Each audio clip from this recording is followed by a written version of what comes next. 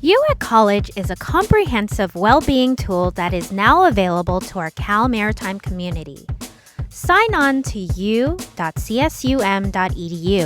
and create your account by using your campus credentials. It's confidential.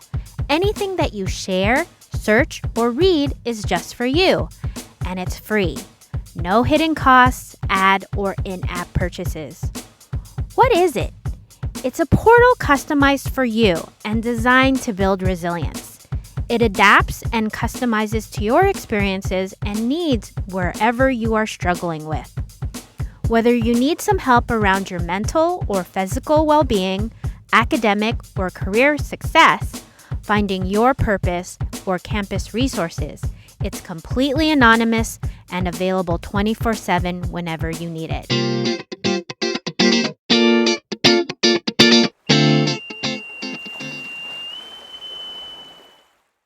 Hi everyone, this is Angeli, the health educator on campus, your host for another Resiliency Project podcast.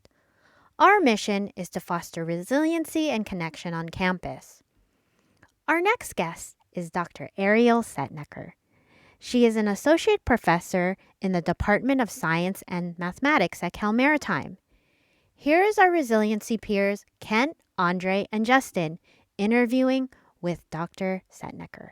Hello, my name is Kent Suzuki, and I'm here with Justin and Andre. And for today's guest, we are here with Professor Ariel Setniker. So I know you teach here at Math at Cal Maritime, but I was wondering what's your background and what led up to you teaching here at this university. Sure, thanks for that question, Kent. My background is in both pure math and math ed, and I'll expand on that. I came to Cal Maritime in 2019, straight out of graduate school at the University of Nebraska. I was in graduate school for quite a while, but I got the opportunity to study differential equations. That's what my thesis is on. But I was also avidly involved in curriculum development. Some of you know who have taken Math 100. We've developed a workbook since I've been here. That's the sort of thing that I work on, is curriculum to use in the classroom. So we have more of an active learning environment in our math classrooms. Community has always been really important to me. So in college, I went to a very small school similar to Cal Maritime. And in graduate school, even though I was at a big university, Nebraska's in the Big Ten, for those of you who don't know, my department was still very tight-knit. And so that was something that was really important to me when looking for my first job as a professor, was a tight-knit community. And I think I found that in my department, the science and math department. Everyone's super great. I'm honored to have them as colleagues, and the students as well. You guys are all awesome. I'm getting to know you quite well, even though I was only here, one semester before our pandemic hit. So I'm really enjoying getting to know everyone else outside of my department and in the bigger circle of our campus. So I was collecting some information for the new app, You at College. And I noticed that you're one of the faculty mentors here on campus. And I was wondering what's the position and what's the goal of your job?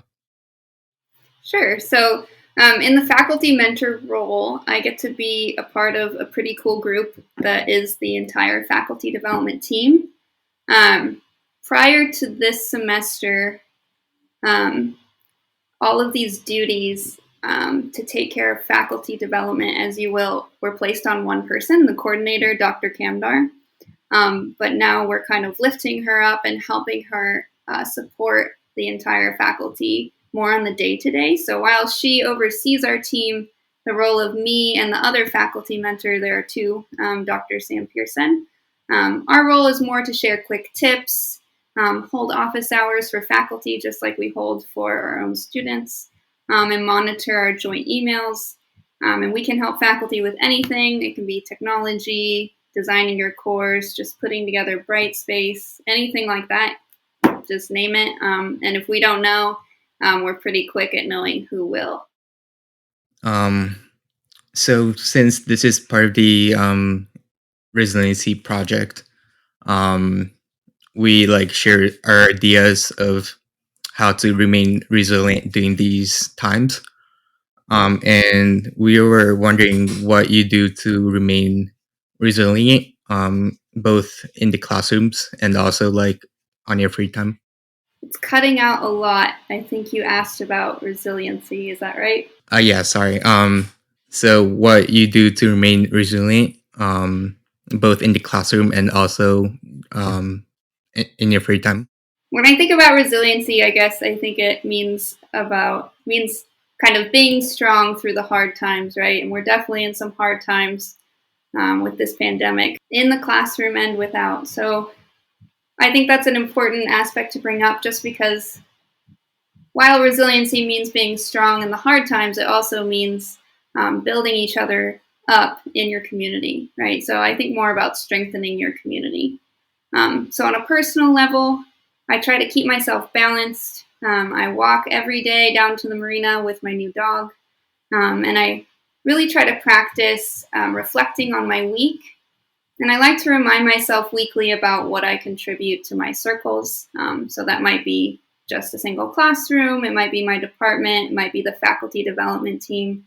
I just like to remind myself about what I'm contributing to those circles, and how I might remind the other people in my circles what they're contributing, because I think that's something we can often forget. In hard times like this pandemic, we can easily get down on ourselves and forget just how much value we're contributing to our communities. Same thing with my classroom. I like to remind my students to check in with themselves.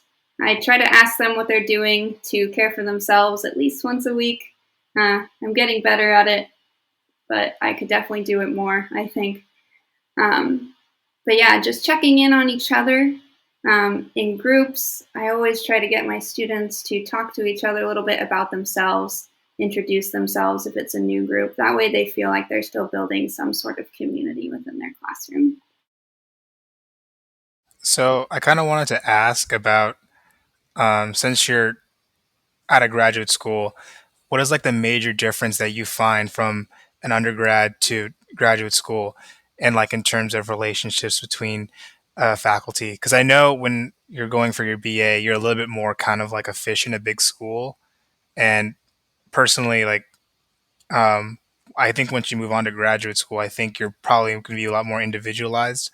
So I was wondering if you can like definitely touch up on that, and uh, some of the challenges you face in graduate school, just in case students who are going forward into that path can kind of have a heads up.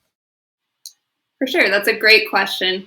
Graduate school is this kind of time of, oh, I don't know what's happening, right? Because you do go straight out of college where your professors, while they might have been your pretty good friends senior year, they were still very much this authoritative figure, right? And in graduate school, they're all of a sudden like, you're an adult too. And in my case, I was also teaching undergraduates while taking my own graduate classes, which is very confusing, right, for your brain, that you're still a student, but you're also a teacher. So it took a while to get used to that. All I would say is if that's happening, for someone thinking about going into graduate school, just to be easy on yourself. Graduate school can be this time where it's very easy to get down on yourself. Honestly, graduate school might be just as bad as a pandemic in some cases, because you're just trying to prove yourself, right? But you're still kind of in this holdup of not being a true adult out in the real world. It's almost holding you back, right? But there are some great things about grad school too, in that you do get to build this community with those people that are very close to you and around you every day, doing the exact same thing. So like Cal Maritime, I think that sticking to those people around you and coming together around those commonalities is very important. And that's another thing I love about Cal Maritime, is I think the students are a little better about realizing that us as faculty are human too, and that they can be our friends. I know freshmen sometimes still feel a little scared, but I know a lot of my colleagues do my best to make ourselves approachable, and I hope that's happening just as much. as we hope it is. I actually wanted to get another comment on from your experience as an undergraduate. How do you feel about more in detail of how the students' relationship between faculty and students are, and um, what do you think can be what can be what can happen to improve that relationship? Sure. I'll be honest with you. When I was an undergrad, I was working 3 jobs while in college. So I pretty much ignored my professors outside of the classroom for the first 3 years. Um, and perhaps that was not a great choice, right? I think I could have made it a lot easier on myself, just to go in and check in with them every once in a while so they, maybe knew me more as a human instead of just this person on the papers and exams they were grading. I really think that, from the teacher side now, when I know the backgrounds of my students, it means a lot more to me when I'm teaching them and when I'm grading. I can empathize more with their different situations, whatever they're going through. And I think that's valuable to have those relationships to look back on. Back to college for myself, when I did start talking to my professors finally, towards the end of my junior and senior years, I just came away with such rich relationships, and those professors gave me so many more opportunities that I wouldn't have had if I hadn't talked to them for even 2 minutes in the hall outside of their offices. And my college was similar to Cal Maritime in that you pretty much had to walk by the professor's offices, for my major at least, every time you went to class. So it's really so easy when we are face to face to just pop in and be like, hey, I don't have anything to tell you besides hi, and this is what class I'm going to, or something like that. Something really simple can start that relationship.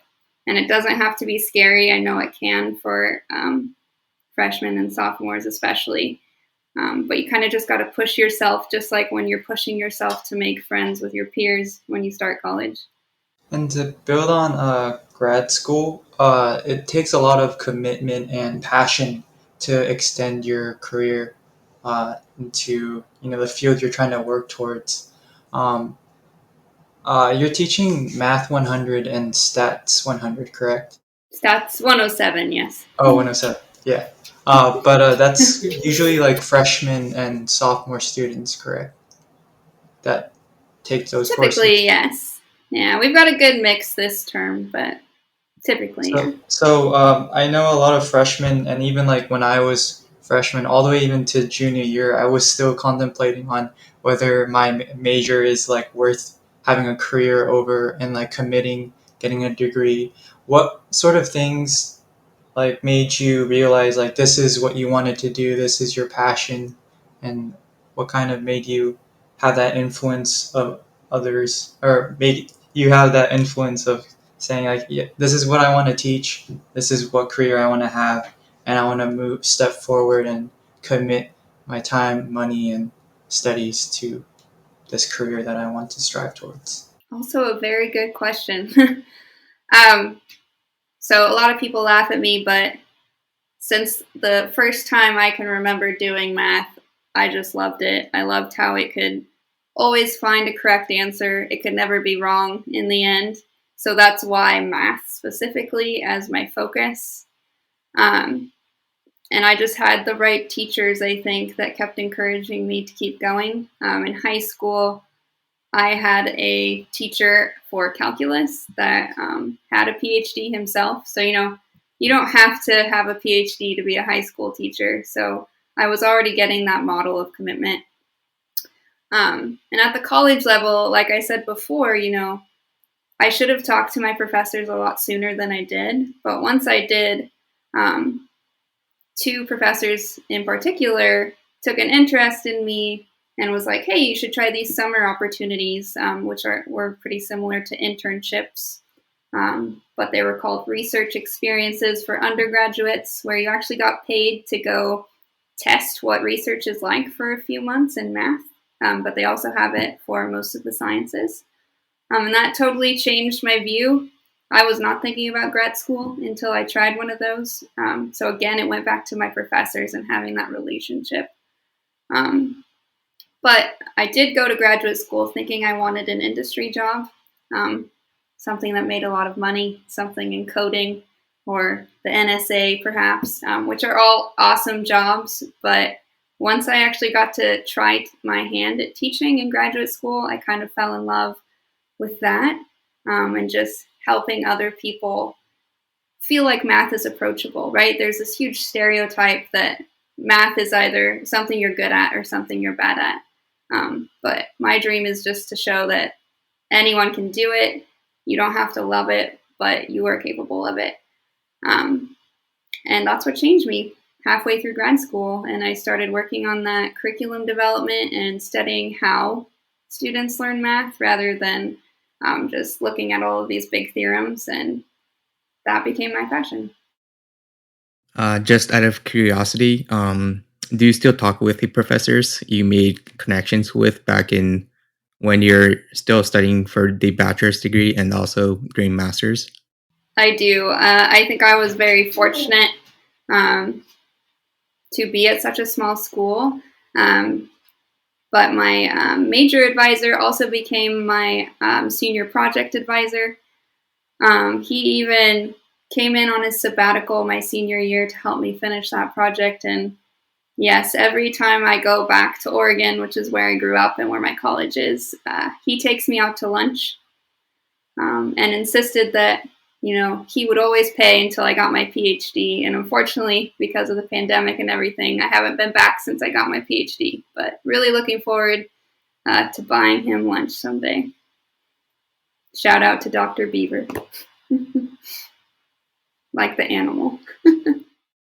So I also wanted to ask, when you were a student, how was it, at least in undergraduate? Because we have a lot of freshmen coming from all over the country and some from even like around the world. Um, I think some students may feel a little bit intimidated to go out and meet new people.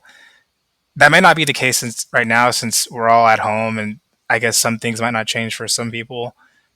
Um, but at least, hopefully, within like the year or the next semester, we'll be able to come back to campus. And when you were an undergraduate, how important was it to you to go out and meet people and make friends to kind of, I guess, make college like a lot more enjoyable? It was the difference of night and day, let me tell you. So like I said before, I had multiple jobs that was keeping me from kind of being a part of my campus community the first part of college for me. I wish that had been different, but we all have got things we got to do, right? But once I started branching out, I took a few classes that didn't really need to be part of my major. I started just sitting in the study area that was in the building for my major. That's a super easy way to make friends, to not only to help you study and finish your homework, but also just to commiserate, right, over your maybe that one really hard class or something like that, right? Sometimes you just need to whine about it and get it out, right? And then you have a better experience once you're in the classroom. That was me sitting in that room. We actually called it the fishbowl because it was a glass-walled room in that building. But once I started making those friends, I was more inclined to go to the, cheesy math department barbecues and things like that. But we actually had a really great time. We'd just play Frisbee or something and talk and eat cake and forget about what we were actually studying for a minute. And it really rounded out my college experience near the end, right? Because now I have friends and contacts, at least, for my life. I would say, yeah, finding camaraderie in misery is very uh, it definitely forms stronger bonds, especially in a smaller community like Cal Maritime that's so isolated from, I guess, other campuses and the greater Vallejo community. And also, I would say getting involved with the Cal Maritime community that tries to include itself in Vallejo is also super important. Couldn't agree more, yeah. I started volunteering at the Humane Society here during the pandemic, and it's building my community a little more, even though it's all online. So if any of you feel like walking a dog once COVID's over, hit me up. So as we wrap up, we would like to ask you 10 lightning questions. Okay. It's just 10 random questions we thought of. And it should be pretty simple, like short answers. My first question is, with Okay. the stuff you know now, what would you tell your younger self? I would tell myself to take it easy on myself and look for the little moments in life. What is the favorite thing about your job? The students, hands down, getting to know them. If you had to choose, what's your favorite thing to study? I love to study how to teach math. Not math itself, but how to teach it. And what is your favorite class to teach? I have two favorites. It's really difficult. I like Math 100 just because I get to meet all the incoming freshmen and hopefully make a little bit of a difference in how they view math. But my passion will probably always lie in differential equations. So I'll ask the next three. So what is a hobby you picked up during quarantine? I would say hiking. I try to do a weekly hike on the weekends somewhere around the Bay Area. Briones is a favorite, and Mount Tam is definitely a favorite if I have time to drive out there. And the second question is, what is your favorite food? Oh, let's go with tacos. And lastly, your favorite color. Probably yellow at this point. It's cheery to get me through the pandemic. It is one of the year's color. I think it's gray and yellow. Oh, The color right, of the year. the Pantone Yeah, colors. yeah. Yeah, I remember that. Guess I'm on trend. So my questions are a little bit more fun. I think a little bit more fun. Do you have what's your favorite land and sea animal? Oh, wow. I've not been asked that since I was like 5. Okay. Land animal. Okay. I would probably have to go with a lion for the land animal. And for a sea animal, let's go with octopus. They're mystical. And my last question is: so if, first, the Cal Maritime mascot is the keel hauler or keel hauling. I'm not sure if you know what that is. I do. But It's a yeah, little scary. it's a little morbid. If you had the opportunity to change our mascot, what would it be? Wow, that is a killer question. Huh. I've always had this thing since high school about mascots shouldn't be any type of person, just because we're all our own individual beings. So I guess I would need to pick something scary from the sea to still be the theme. So, I don't know. Kraken always sounds scary, right? Let's go with that. Okay. I think Kraken is a good representation of uh, the work that needs to be done in order to make it to the end. I like that. That's a good answer. I look forward to hearing other people's answers. I love how Dr. Setniker said that resiliency means not just building yourself up in the hard times, but building and strengthening your community. We can easily get down on ourselves and get lost in the pandemic. She reminds us that each of us have value and can contribute to our own communities. We can continue to do that by taking care of ourselves and checking in with our fellow cadets or stopping by to chat with a faculty or staff member. Thank you for listening. If you like these podcasts, send us an email with your thoughts or ideas at resiliency@csum.edu, or be on a lookout for more podcasts on our Resiliency Project website, www.csum.edu/resiliency. Till then, be well, stay safe, be healthy.